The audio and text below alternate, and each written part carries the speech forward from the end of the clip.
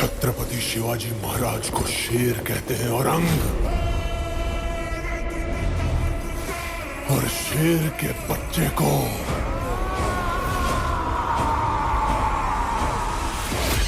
छावा।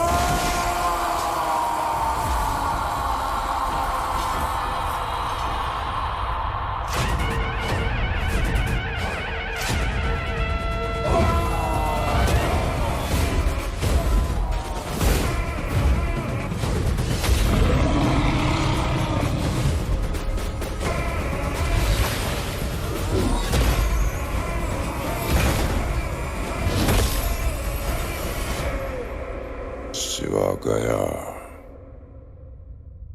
और अपनी सोच जिंदा छोड़ गया।